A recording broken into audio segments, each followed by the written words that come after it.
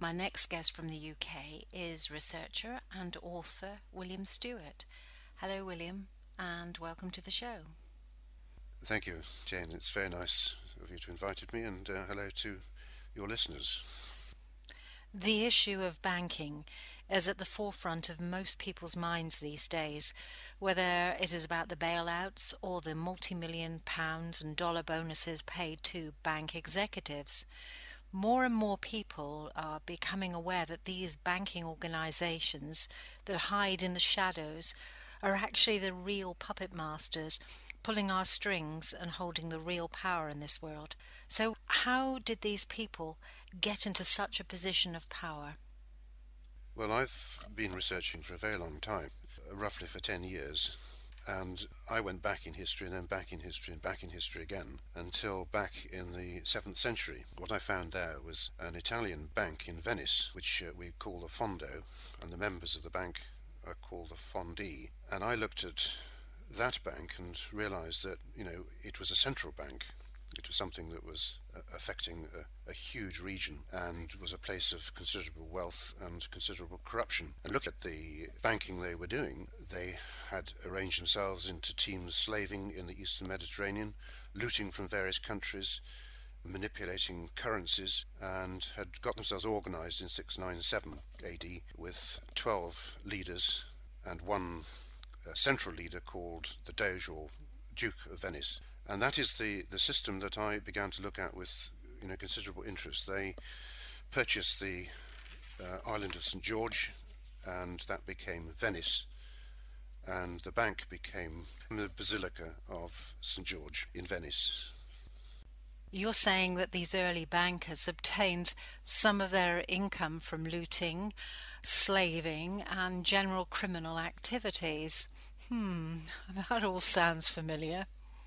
Well, yes, they did. They were not, in any sense, Christians, were not adopted any of that movement, but were based in the occult, which they enjoyed very much, as they enjoyed their slaving into the Eastern Mediterranean. And they are found in history attacking various parts of Europe into 700s, 800s, and 900s. And the first Holy Roman Emperor Charlemagne called them the Mediterranean Vikings in 800 AD, and he said that they were a threat to Europe, which eventually they were going to turn out to be. So, yes, you've got a central bank which then obtains its gold and its wealth by any possible means.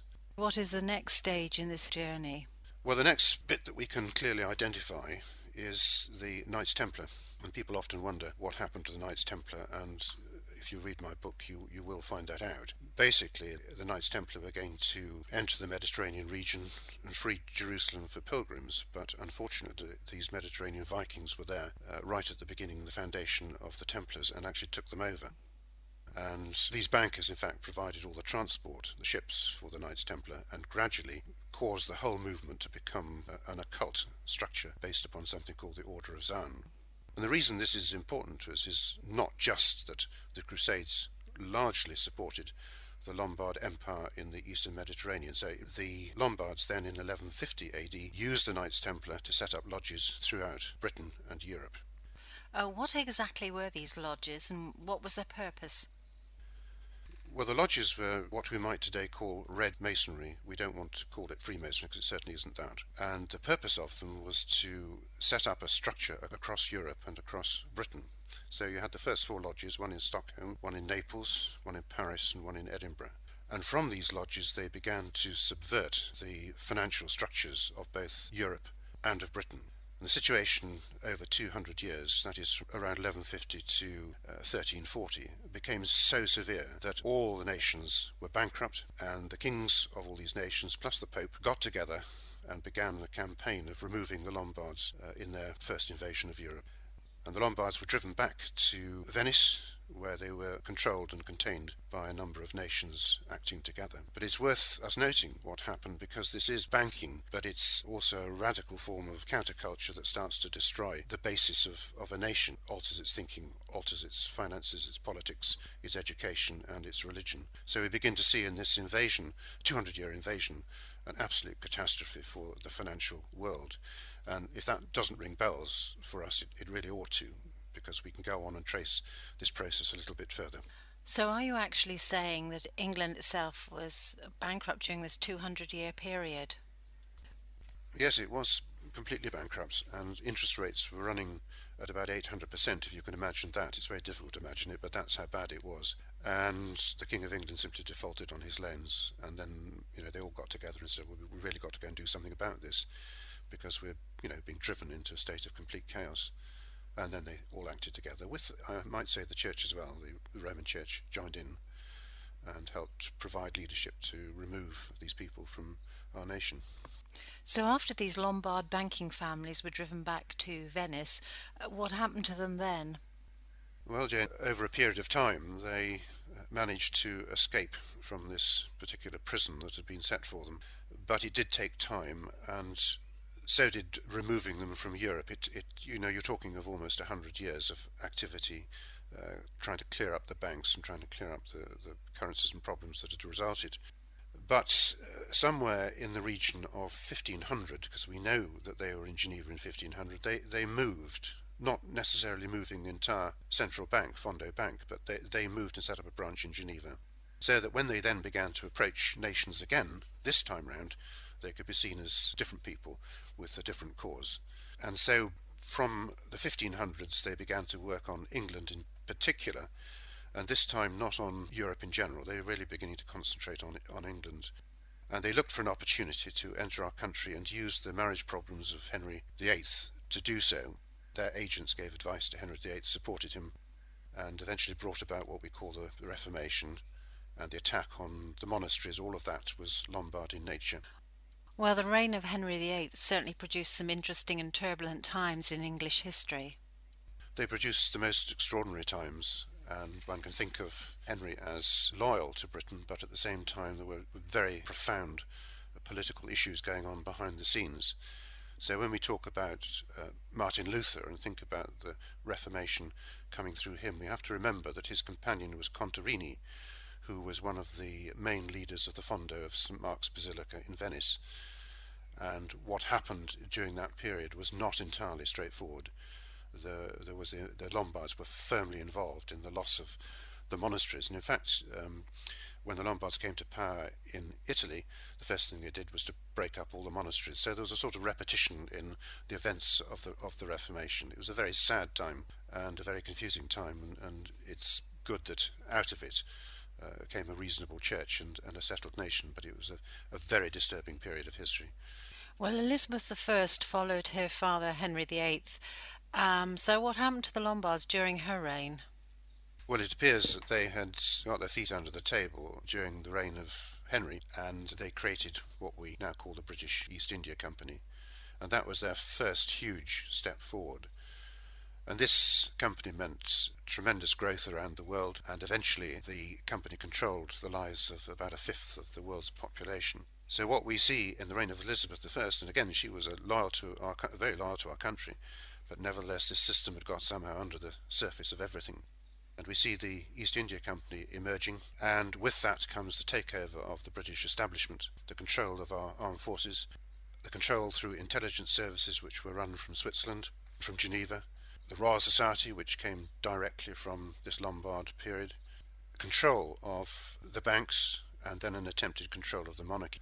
So if we take the banks first of all, we now have a Bank of England which has been a tremendous servant to the nation. That doesn't stop us saying, however, that when it began, it was founded by the Lombards. They moved their banking arrangements to Geneva, then to Holland, and then across the Channel to England. And when the bank was opened, it was opened by 7 bankers, which is quite significant in some ways because we'll mention that again.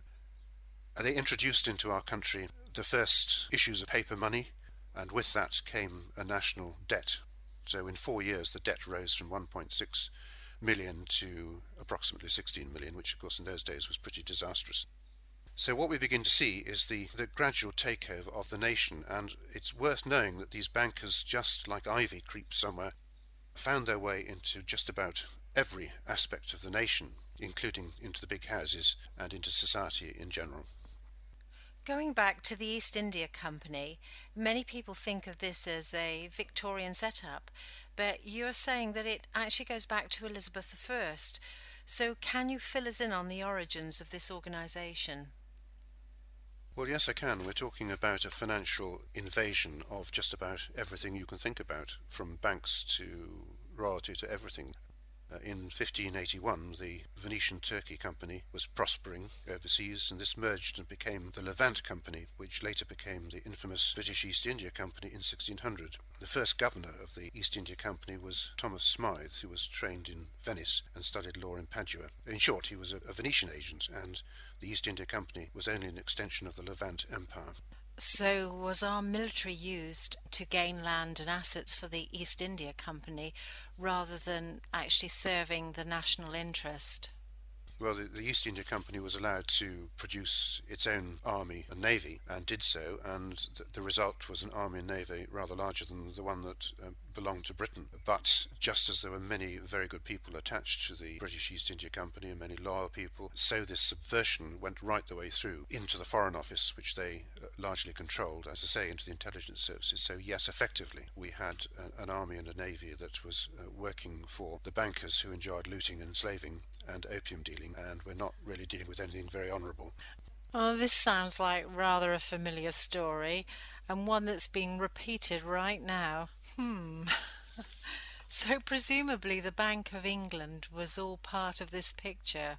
Yes, it was. As we've seen, the East India Company was being run from Geneva by shareholders, and eventually a few Freemasons in Britain joined that particular club, but in fact it was Lombard in every way. And the Bank of England, we might say, was founded directly from the Fondo of Venice via Holland, and it was not a good bank when it began its life.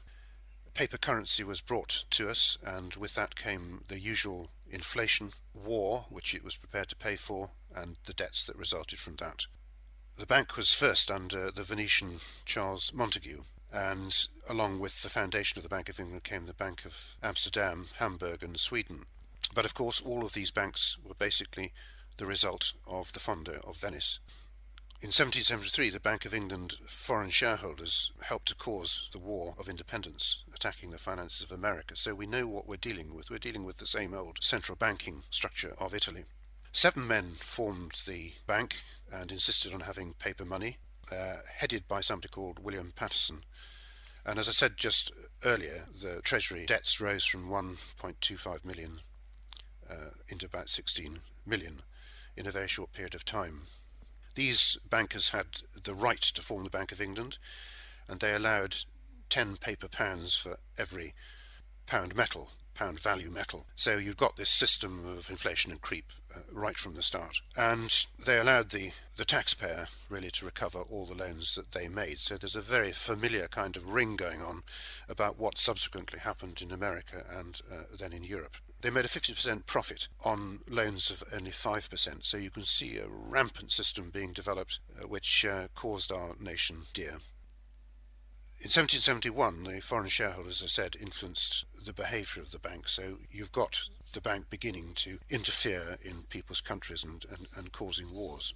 Now, what we have to say over a period of time is that it was the establishment in Britain, all of it, virtually all of it, that was infected by this invasion. And so when the clear-up came, Britain had a new nation. And although from outside, looking in on Britain, you like to say that over this period of time, that Britain itself was the cause and the corruption. In fact, all of this came from outside the nation. So as we began to reform our nation, down to things like slavery and opium dealing and all the other things that happened through the East India, so the bank was reformed, and one often hears today that the Bank of England is corrupt, but what one can really say is you have to look back at what happened, and you see that the majority of those conditions vanished away over time. So we had a Bank of England that was then held in to the British government, and that was a measure of control over the bank that was very, very necessary and took it away from private shareholders. There are a lot of campaigners who think that the Bank of England should be abolished. Now, what are your views on this? Well, my personal view is that the Bank of England is serving our nation extremely well, and were it not for the Bank of England and its activities, we could be and would be in a very, very serious financial position today. So I think with all of the British establishment, which must include the Bank of England, one has to look very, very carefully at something which does serve the nation extremely well, which has changed its nature, and try to be objective about what one finds there. I know there's controversy because people would, for instance, would like to know who the shareholders are, and that information has never been given out. Now, things like that people would like to know about their own bank. But that said, it was a very, very corrupt bank when it was formed, and is now, I think, doing rather a good job for the nation. Well, maybe the shareholders are actually the Rothschilds or the Rockefellers. Well, I think you make a point, and we simply don't know. And what I've said is I think we really ought to know who the shareholders are in the Bank of England. And I also think that the reforms which have taken the Bank of England a little bit away from the government and made it more independent are a grievous mistake. Let's go over to the States now and talk about the Federal Reserve. An increasing number of Americans are now realizing that it is a corrupt organization and was definitely not set up to benefit the American people. Well, that is correct, and it's worth just making a few little comments about the Federal Reserve System. We started off in Venice with 12 apostles, they were called, and the Doge of Venice making up the structure of the central bank. A substructure within that was 7 men who are called the 7 wise governors. And it's quite interesting that as the Bank of England is formed, so it turns out to be what are called the 7 immortals, or the 7 men who stepped forward to create this, what at that time was a ferocious bank. In America, when it comes to the Federal Reserve System, 7 men joined together to create the Federal Reserve System at Jekyll Island. So we've got 7 bankers. And they represented roughly a quarter of the wealth of the entire world, we are told. Federal Reserve systems are such that the American worker today earns about 30% less than he did in 1973. After tax and 2 paychecks, the income is not equal to a single income of 30 years ago. One of the bankers concerned, in this case Rockefeller, claimed that the equality movement, bringing, of course, employment to most women, had been created by the bankers for the very simple reason that they wished to create the pool of taxes that go to them and go to the Federal Reserve System. 40% of the money generated by American workers, 40% of taxation, that is, pays off the Federal Reserve debt on a continual basis. So that is why, when you look at the Federal Reserve System, you begin to see America in trouble. The way they started to fund America was quite simple. The 7 men said to the American government, "Would you like several million?" And the American government said, "Yes, we would." And so they simply printed money, and that was that. No gold or silver changed hands, just simply the printing of money. And then it was left to the American taxpayer to pay back the debt plus a large amount of interest. And you'll note that in this system of the Federal Reserve System, they can just alter the interest rates as and when they want.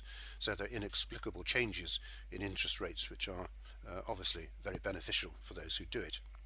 In 1910, the 7 bankers met in secret on Jekyll Island using only first names and steered through this whole process, which came to power in 1913. The bank is like Lombard's, and it's quite interesting to say that the Federal Reserve System is run from Geneva, and all the people who make up its shareholders are foreigners.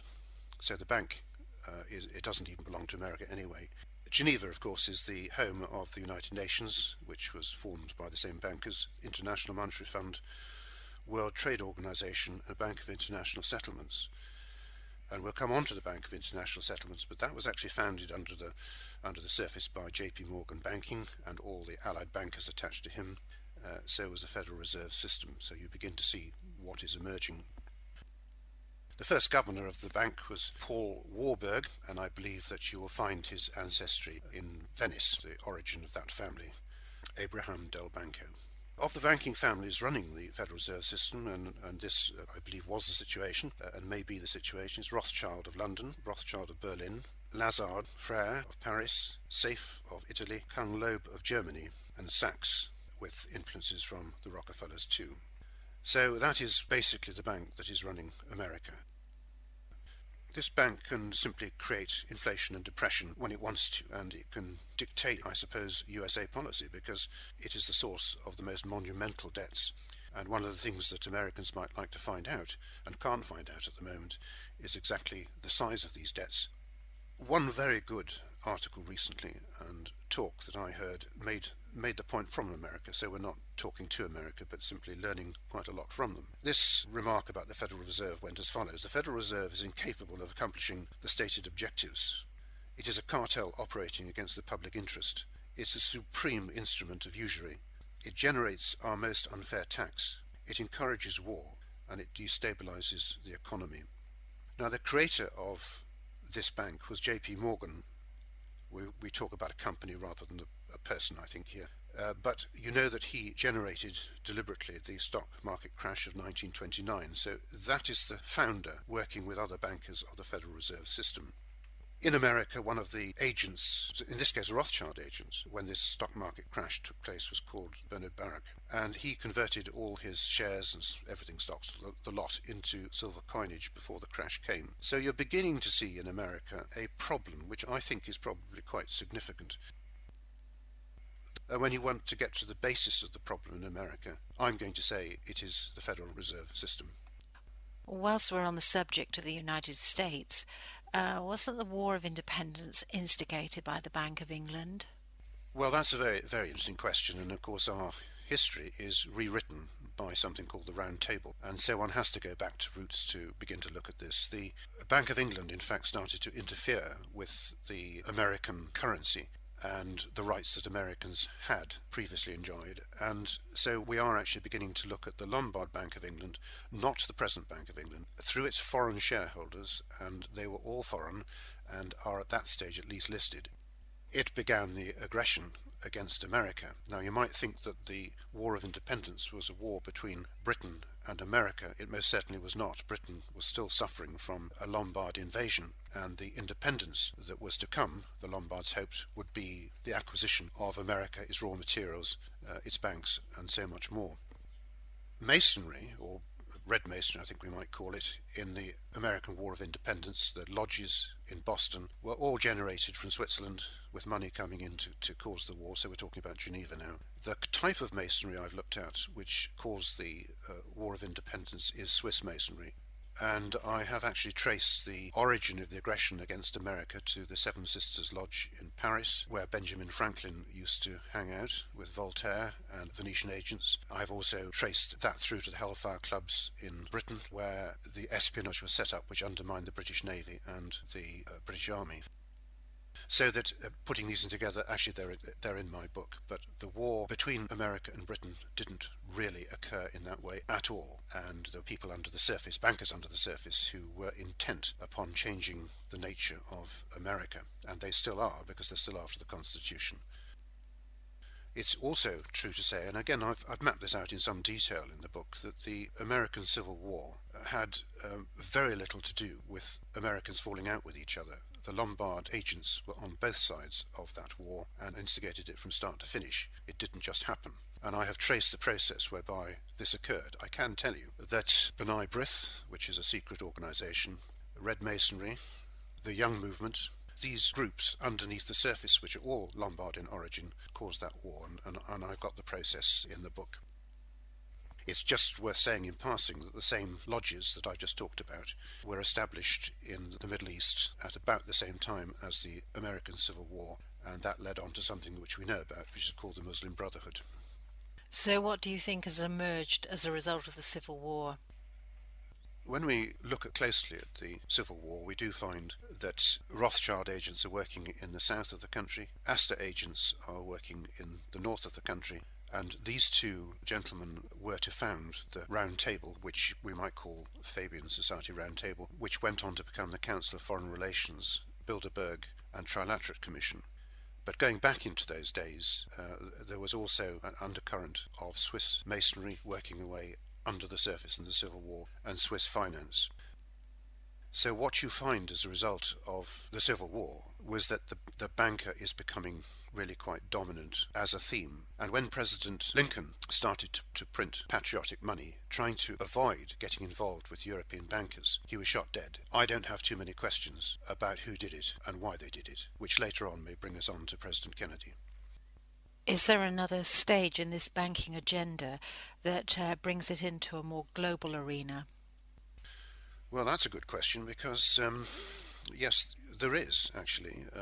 J.P. Morgan and his Secret Seven formed the Federal Reserve System, and J.P. Morgan also formed the Bank of International Settlements, hiding obviously behind various people, but it was J.P. Morgan, all right, and that took us back in link to the European bankers who are in league with the American bankers. One of the things the Bank of International Settlements was designed for, we were told, was war reparations, and it is true to say that they paid the Allies 86 billion over a period of time. However, Germany borrowed from the Bank of International Settlements £138 billion. This resulted in the formation of the Third Reich. The world wars that we've had, when you look at them, are very straightforward. World War I bankers are known, who were behind the breakup of the Ottoman Empire and all that occurred, bringing in World War I. They profited from that war, and then later on at Versailles they arranged World War II. Now this is in the book. World War II was in fact paid for and organised and structured from 120 to 140 Broadway, New York. So what you've got in the Bank of International Settlements is the hiring of Hitler, the paying of Hitler, the funding of the Third Reich, and the bank was formed in 1930 and went straight at forming the Third Reich. And then the link up with American industry, American with a small a because we're dealing with the same Lombard influences. The supply to the Third Reich of aircraft parts, vehicles, fuel throughout the whole of the war, and so on and so forth. So we've got an international bank, as well as finding 138 billion for Hitler and knowing what would happen anyway. They knew exactly what was going to happen because they planned it. But having done that, they also provided Swiss gold for Hitler just to make sure that there was enough money in the pot. The Dawes and Young arrangements actually go back simply to J.P. Morgan. And in the Dawes and Young plan, which was basically war reparations, but it turned out not to be the same thing at all, was Fritz Thyssen, who equipped the Nazi Party in conjunction, as I said, with Broadway. And one or two of the names like Avril Harriman and Prescott Bush will be known to people that worked with Fritz Thyssen, making sure that Hitler came not only to power, but to dominant power in Europe. We have to say of the Bank of International Settlements, because we are simply dealing with something that needs evaluating, that after the outbreak of World War II, it was the Bank of International Settlements that took into its vaults the stolen gold from all over Europe. Eventually, after a lot of comment and action, they released and gave back a mere £4 million, but they took into their coffers the gold of Europe. This included 44 assignments of gold from Auschwitz, where they knowingly melted down the gold teeth of the Jews and spectacles and cigarette cases and the like. The people concerned in doing that were later employed by the Rockefeller interests in America. So the Bank of International Settlements went straight in, really, to become a criminal endeavour. What happened after World War II, the Bretton Woods Conference, was that the American president and many others and other countries said that the Bank of International Settlements would be closed at once for war crimes. By whatever process of international law, the people running the Bank of International Settlements ensured that they could not be got at by the law of any nation. So they remained above anything that could be done to them personally. And although it was decided by all the nations that the BIS would close, in fact, as you know, it didn't close. It just kept its head down and kept going, and now is in a dominant position organising the structures of the G7. So why was nobody able to touch the Bank of International Settlements after World War II, when the evidence against them was so obviously damning? Well, because the bankers got to the international law before anybody else. What I can tell you about the Bank of International Settlements is that it was founded as a private organisation. It's privately owned. It was founded by questionable people, which will include the J.P. Morgan arrangements. It accounts to absolutely nobody. Its books are closed. It operates secretly, and it is inviolate. It is above the law and beyond prosecution. Its money movements are in fact hidden, so once you get into international markets you can't tell what it's doing with the money, although you can be sure it's profiting. It does still target regional currencies, and it is the agent looking to global currency. Now, when you say, how did they achieve this? They achieved it simply by international law. One of the things that I've said in my book is that national law must begin to override international law. We've got to begin to get back moral governments, moral nations, and be able to act as free and reasonable and decent people again. So what is the present arrangements with the Bank of International Settlements? Well, in 2003, the Bank of International Settlements abandoned the gold Swiss franc, which it has had underpinning its activities since 1930, and it developed a paper system, can you believe, called special drawing rights. It's based really upon currencies such as the yen, the pound and the dollar, but gold no longer backs currencies. Central banks are private. So this is a sort of step towards an international paper currency. We've already seen how that paper currency has affected the world. We've seen how it affected the Bank of England to start with. Now we're beginning to look at a world paper currency, again founded by questionable people. And the problem with this paper currency is that nations that are linked to this system can simply start printing paper money. And so from 2003 onward, we are faced with a new form of currency, which I think is extremely unhealthy. And people like the Conservative Party in Britain, who are busy ensuring that Britain doesn't get involved in the euro, for very good reason, are suddenly going to find that somebody stepped around behind them and produced special drawing rights, the new currency for the whole globe. There's no doubt about it that they're really trying to create now a world currency with world implications for anybody who gets caught up in it. We've talked about individual banks, but is there some way that we can define the movement? Well, yes, we can, and some of what I have to say may be a little surprising, but nevertheless, I have done my research. This group in the Eastern Mediterranean, where it all began, was actually involved in banking and in trading with sword in hand, so there's a war-making side to it. And they were prepared to get involved in anything from looting to opium dealing. Actually, you're beginning to look at a group of people who are diametrically opposed to Christianity. They didn't like the Holy Roman Empire, and they didn't like Christians. They didn't care for Jews either, and that, again, is another story. So begins a group which moves up into Europe, bringing with it much the same kind of baggage. So what they do is they plan 120 years before they act. So that when an event occurs, the people who planned it are already dead. And as you know, it's rather difficult to arrest anybody who's been dead for that long. And that's how they operate. When they close in on a nation, they start to unpick the education. Remember Karl Marx, but he was run by very rich people. Finance, which of course we've talked about in broad outline, knowing what they want, which is a world currency.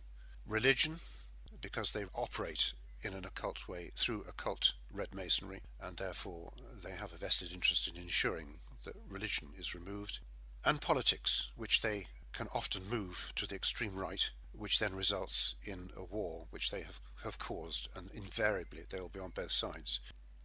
So we're dealing with a structure which has remained, first of all, hidden by the cunning and deceit that it practices, and secondly, which has been written out of history by the Round Table. If you were to take an example of that, Lord Shelburne of Bowood in the 18th century, he actually caused the French Revolution. He did it on behalf of the Lombard bankers, and the stories of the French Revolution ever since have been nonsense. He rewrote history. And then you move on another couple of hundred years, you've got a Mr. Beer, who was employed specifically to write out of history the American War of Independence and the Civil War and much else besides. So you've got a group which will quietly move in on a country, and suddenly you'll find a deterioration. The actual occult groups they've got are based upon something called the Eleusinian mystery religion, which came from 15 BC. Athens, was adopted first by the Romans and then by these Lombards as a secret trading base, so they could set up this seemingly religious group in any country they wanted, but it would of course be serving them, and its inner workings are pagan and occult. So when you get the occult showing in a particular country, you find the church having a difficult time, you may be sure that the presence of the Lombard has returned, as it has frequently done so in history. So can you say more about the occult? Well, yes, I can.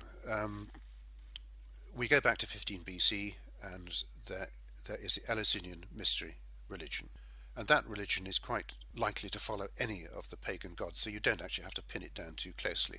And this was a very precious instrument of trade, because wherever you put it, you could trade from that base, but also it was a secret society, and therefore much of what you did could be excluded from public view. And the Lombards took on this system with huge enthusiasm, and wherever they went, they took with them the Eleusinian mystery religion. Now, I can point to various little bits of our history, and you will find the EMR being mentioned.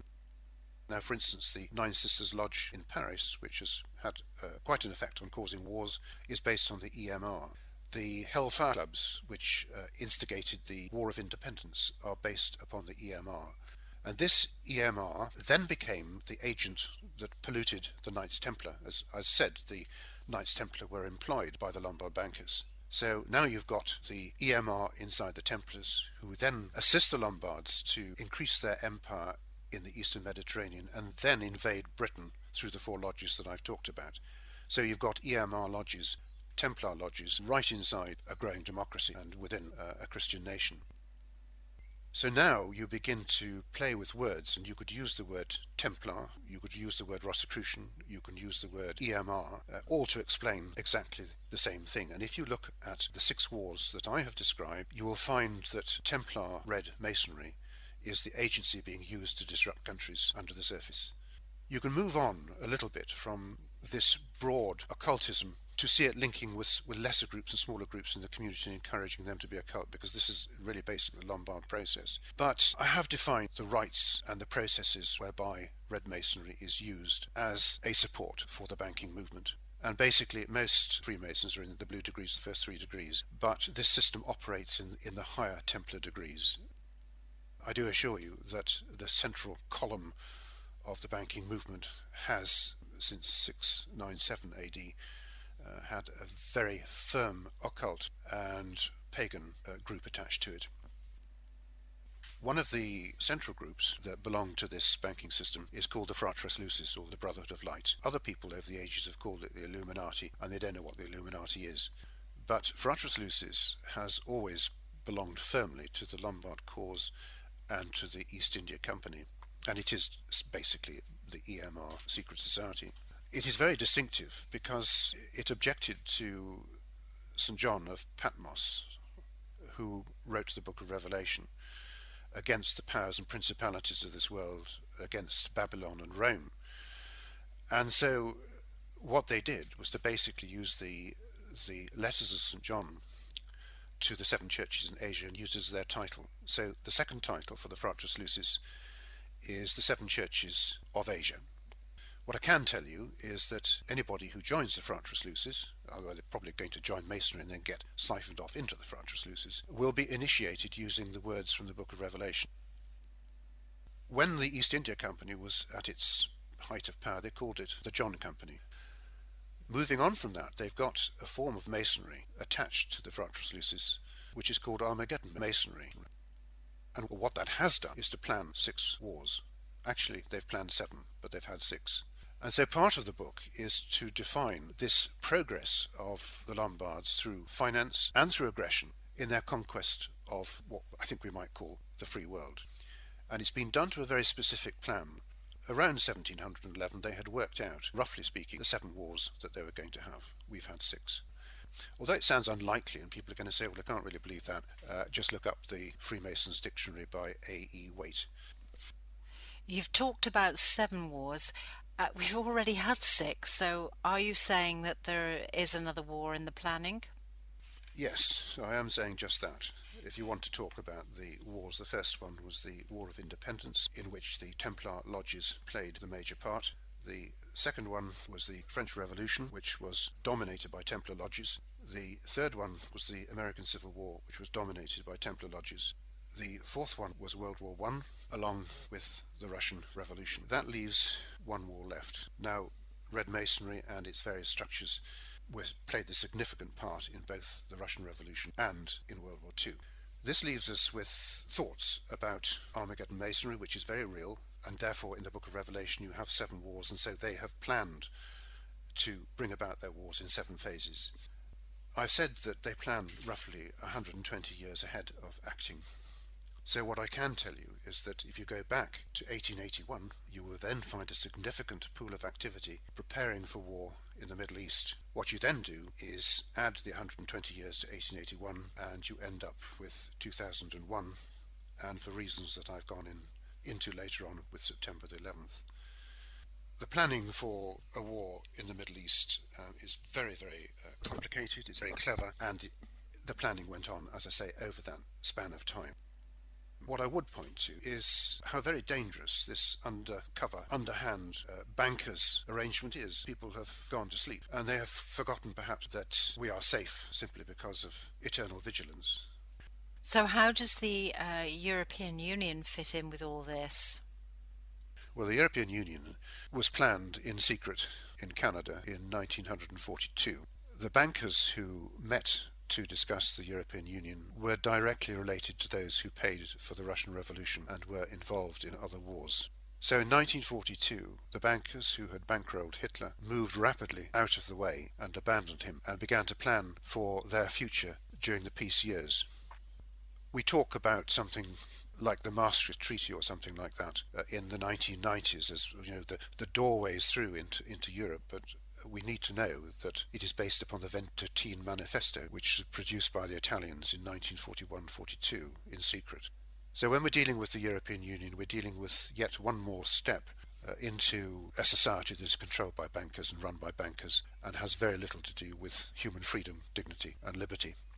The European Union itself, in a sort of slightly longer origin, was produced by a Lombard agent called Giuseppe Mazzini in 1837. So you've got to add 120 years to that to find that the European process is opened up in 1957.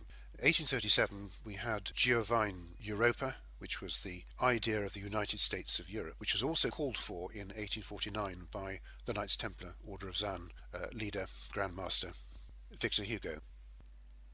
What we've seen with the European Union is something that is akin very closely to the East India Company. When it traded in India, it made people pay into the system, and by paying into the system, the East India got very rich and didn't do anything, and then the payers were allowed to trade. So what you've got in the European Union is something remarkably similar to something we've seen before. Over a period of time, very sadly, we've seen our laws being eroded by the power that was in Europe before it moved to Canada in 1942.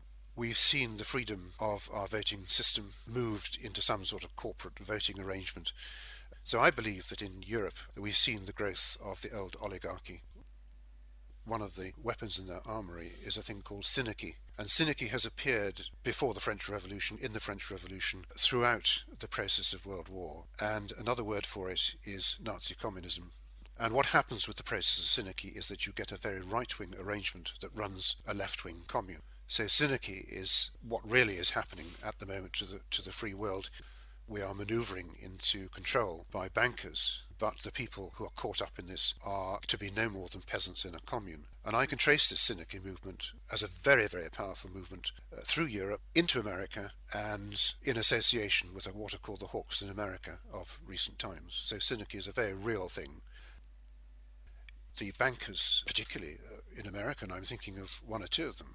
I would think of Rockefeller, for instance, who repeatedly backs communism and says what a good thing communism is, whilst at the same time enjoying remarkable riches. What is happening in the sowing of socialism and communism and the left wing is simply the formation of a peasant commune. So if you look at the Reece Committee of Congress, who investigated education in America, they came up with the startling conclusion that religion was being removed, and remember I talked about religion as one of the 4 points, and socialism, a form of socialism, is being introduced into the schools by the various trusts concerned. So you see, what we're being prepared for is a left-right commune. If you listen to the Ford Foundation, they stated quite clearly that what they intended to do was unite America, minus its constitution, with Russia in Europe, which, bearing in mind, is, from my point of view, a Lombard concern, as part of the process of then moving on to greater things in greater parts of the world. So you've got the left wing and you've got the right wing. And if you want to look at the foundation of something like the United Nations, you'll find that the founder, John Dulles, who is part of the banking ring, was an extreme right-wing leader, a real extremist who believed in a super race and eugenics, and he created an entirely communist committee for the United Nations. By looking at this and studying it, you begin to discover that there is an actual process going on which is gathering pace, and that is that when we go to sleep, and if we sleep for too long, we will emerge in a society which is very right-wing, as with the Third Reich, in which the rights of the people are curtailed to the point of really left-wing peasantry. And that is the process that we're also going through at the present time. When people talk about the New World Order, it's a lot nastier than they think it is. There are many trends that just seem to take hold. Is there any way they have of altering our society or our perceptions of things? Well, yes, indeed. And I think I should say that the first point is the Council of Foreign Relations, which is really the round table which came out of the Treaty of Versailles, tends to recruit the top echelon of leadership in the United States of America. And it was started by the Rockefeller bankers and other bankers allied to him, of course. So you've got a huge pressure group in America which doesn't like sovereignty, I suspect doesn't like the Constitution too much, and is constantly crying for New World Order. You've also got an offshoot of that which is called the Bilderberg Group, which is founded by exactly the same people, the same bankers. And that is pushing out policies for the European dimension, the European Union, and is a link to round-table trading of one sort and another. And that in turn has also produced the Trilateral Commission, which again is Rockefeller's Brzezinski, and the Trilateral Commission has been extremely active in the Middle East in a variety of ways, for instance, removing the Shah of Iran and so on and so forth. So certainly you've got these secret groups which are being allowed to function, which are tending to shape both our policies, political situations and trading. Then there's another whole section that does affect us. We talk first of all about functionalism. Functionalism takes a nation, let us say Britain, and divides it into four. So instead of having a powerful Westminster government, it will have something running Scotland, Ireland, England and Wales. Functionalism starts to break up the pattern of a nation and substitutes regions. Some of these regions are quite big and some of them are quite small. So there is functionalism. Its main centre is Bellagio in Italy, and that was given by a banker or banker's widow to the Rockefellers. We've got the Green Movement, which was plugged very powerfully by the BBC, much to my annoyance. The Green Movement, in fact, is a hoax created by the Club of Rome, which is another branch of what we're talking about. It is supported from Holland by Bilderberg members, and it has evaded the issue of ice ages and all the things that have profoundly altered our climate since the beginning of time, and has tried to suggest that CO2 create temperature changes. The Green Movement, in design, is to prevent, or an attempt to prevent, the development of America economically and of Britain economically, to take the raw materials and resources from Africa by dumbing down their development and insisting on green policies, and it is in support of their investments in China and in India, where lots of black smoke follows the money trail.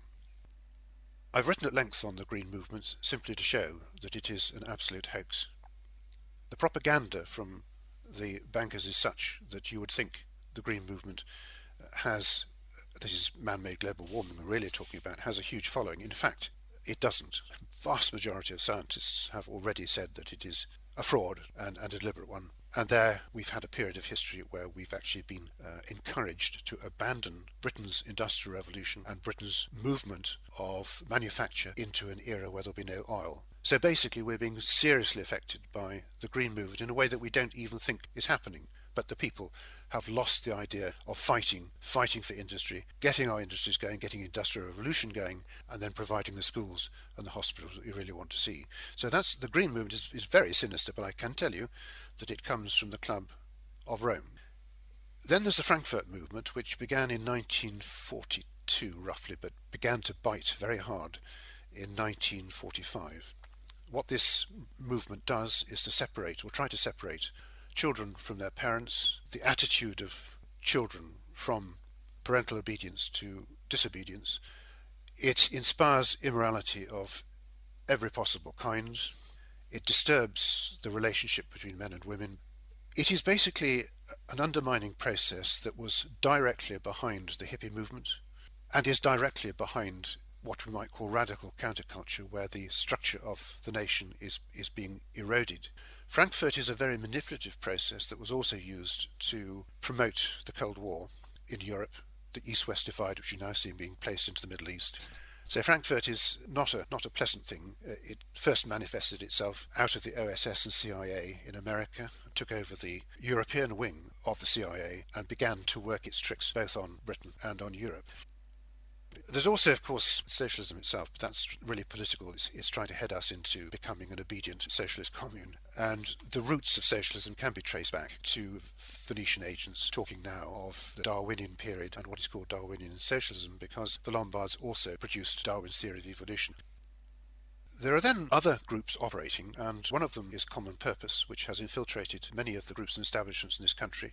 We are told that it's in the BBC and the police and so on and so forth. There are supposed to be a large number of recruits who basically are working beyond authority, which means that they are networking outside the groups that we normally depend upon and may start twisting planning and all sorts of other things to their own advantage, including linking up with functionalism, which means a disintegrating country being placed into the hands of a foreign power. Common purpose is also called Marburg in the United States of America, and Marburg came from the Carnegie organization. So they're the same process. And I've already talked a little bit about Synergy, but Synergy is also the same process as Marburg and Common Purpose. So you'll see that we've got these various groups acting both separately and also together to bring about changes. So if you go abroad and you stay abroad for a long time, perhaps you work overseas or something like that for 3 years, you come back, you'll suddenly think, my goodness, things have changed. You don't see it happening as it's happening, but you can see it by stepping out of the situation and then stepping back into it again. And the result of all these organisations is that we are beginning to lose not only our sovereignty, but also our direction as a people. Okay, so we've talked about the problems, so let's now talk about the solutions. The solutions really begin with trying to see democracy, moral democracy, as the aim and goal that each individual and family should have, as opposed to oligarchy. Oligarchy is the rule by the few, democracy is the rule by the many. So when we begin to look at the, I think, very significant problems that are developing around the world, and begin to find the same people, the same small group, underneath so many things that are happening, we have to begin to think about rebuilding democracy. There are some key points that we need to keep in mind. The first is the internet, which is bringing forth information which previously wouldn't have been discovered, wouldn't have been found. We need to be continually working on the internet, bringing these issues to light and communicating with each other, so that the main weapon that the Lombard has, which is secrecy, is eroded and broken. So that's the first thing that we can all do and should be doing. The second thing is to begin to look at our countries and our politicians, working out whether they are being influenced by something and who they are, and also looking for the restoration of democracy by the people's right, votes, referenda. To give you an example, one notable politician was recently heard saying that we would not be having a vote on the European Union because he thought it was beneficial for us. He has forgotten, I think, the fact that he was voted into power and that people have opinions, and it is high time for two things to happen. First of all, education about the European Union, where it came from, who's behind it, and secondly, a vote for our nation. So we're beginning to look at the sort of secrecy that is just oozing out of the beams at the moment. Why are we allowing the secrecy in our communities and the secret societies, the secret red masonry, the Bilderbergs? Why do we allow this to happen in a democracy? And we have questions, therefore, our political class. One of the unfortunate things that's happened is that our laws are being subverted by hidden people in hidden places, thinking particularly of the European Union, but other countries have their problems, and there's a great fear in America that the Constitution is being eroded as well as the people's freedom. So we need to look at that. We must begin to look at the way even our laws are being subverted by some kind of international process. You might find a politician goes to Europe and comes back and saying, well, it's all signed in blood. We can't do anything about it because it's the law of whoever the law now belongs to. But what we need to do is to bring back the sovereignty of nation and the sovereignty of our law. And that means that national law has to be more important than international law. And that law in our own country needs to belong to the people as their possession and right. So there's a huge change needed to stop this growth of what is called internationalism, but by now you will know that it is Lombard greed where it is heading.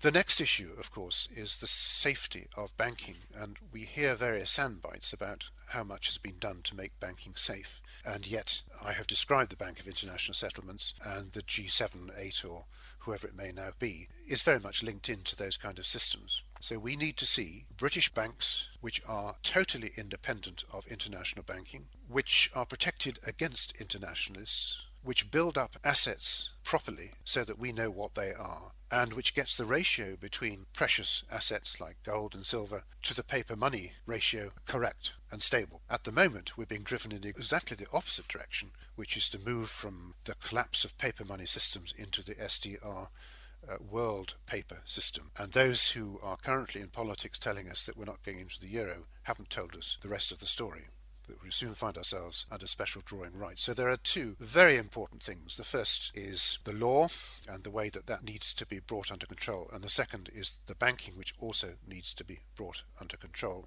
Around both these issues is the right of people to know things, to know where things have come from, to have a voice that is heard, and to have a vote. So there are things to head for in the restoration of democracy to stop the creep of oligarchy.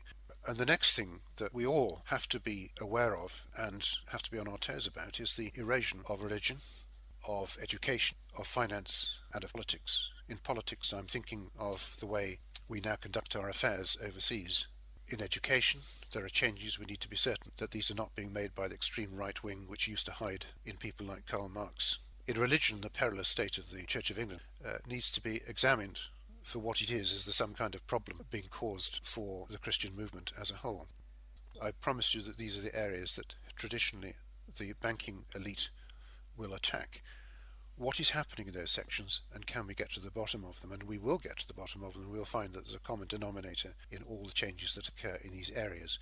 If we feel uncomfortable in our nation and find difficulties, it is simply because of the way these four things, finance, education, politics, religion, are being eroded at exactly the same moment. And so there's something that we can all do there to investigate and to support the nation that we once loved and still loved, but perhaps find difficulties within it at the current time.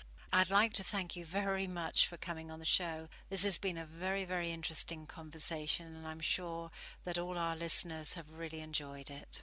Well, thank you very much, Jane, and I certainly hope they will. It's been a pleasure talking to you. Thank you. If that interview has whetted your appetite, you might like to read William's book, which is called The Invisible College. Now, you can buy it either as a hard copy or as a downloadable ebook. If you go to our UK site, I have posted some information about the book that gives you a synopsis of all the chapters, all the information that's in it, and will also take you to Authors Online where you can purchase the book. Go to the homepage at Tax-Free 15, which is taxfree15.org.uk, and then just scroll down and find the posting dated the 13th of May, and there you'll find all the information. Well, I'm going to hand you back to the producers now, who are going to play a little bit of music to take us up to the top of the hour. I'd like to thank you all for joining us, and remember the 15th is Don't Buy, Don't Comply and Ask Why.